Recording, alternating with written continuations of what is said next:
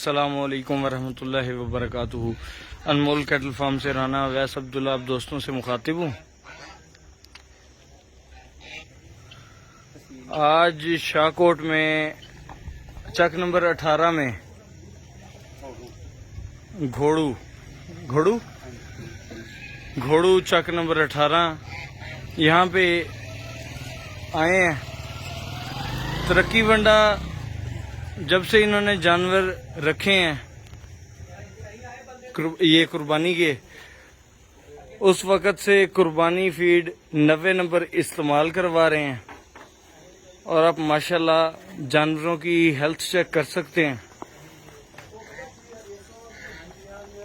जानवरों की वजूद देखें।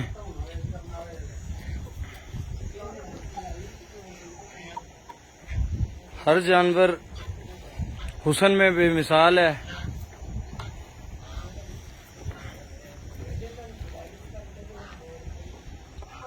शाहकोट चक नंबर 18 मलिक कैटल फार्म, आप जानवरों की हेल्थ चेक कर सकते हैं।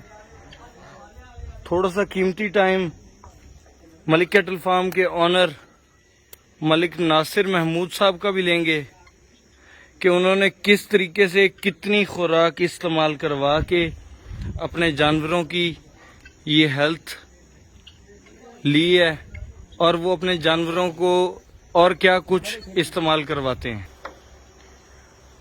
हर जानवर की आप दोस्त हाइट सेहत देख सकते हैं।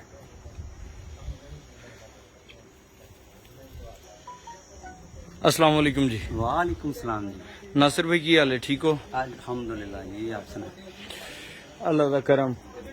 सर किन्ने अरसे तो तरक्की वंडा इस्तेमाल करवा रहे हो, किस तरीके नाल इस्तेमाल करवा रहे हो, की जानवर किन्नी खुराक दिंदे हो?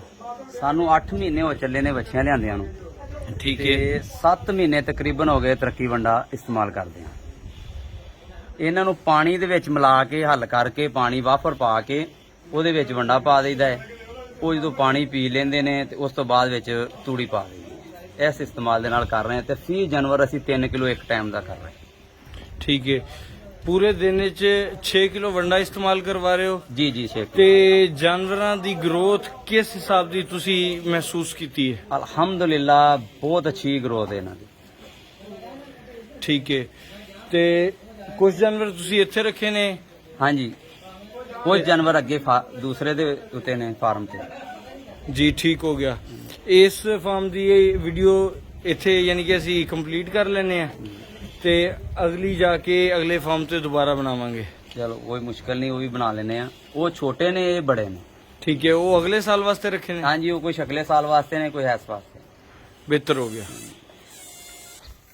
जिस तरह आप सब लोग जानते हैं कि हर फार्म पे शौक से नुकरा जानवर रखा जाता है, इसी तरह मलिक कैटल फार्म पे नासिर भाई ने भी नुकरा शौक से रखा हुआ है। अल्हम्दुलिल्लाह। नासिर भाई अगर कोई दोस्त लेना चाहे जानवर ते काइंडली अपना नंबर शेयर करो ताकि दोस्त ਤੁਹਾਡੇ ਨਾਲ ਰਾਬਤਾ ਕਰਨ।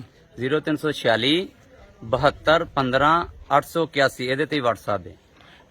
ਇਹ ਇੱਕ ਵਾਰੀ ਦੁਬਾਰਾ ਰਿਪੀਟ ਕਰੋ। 0346 72 15 881 0346 7215 881। 881। इसी नंबर पे व्हाट्सएप है। अगर आप दोस्तों में से कोई भी दोस्त शौकीन हो तो ये जानवर खरीद सकते हैं। जज़ाकल्लाह जी। तरक्की वंडा हासिल करने के लिए नंबर नोट कर लें 0335 86 72 720। राना अवैस अब्दुल्ला। जज़ाकल्लाह जी।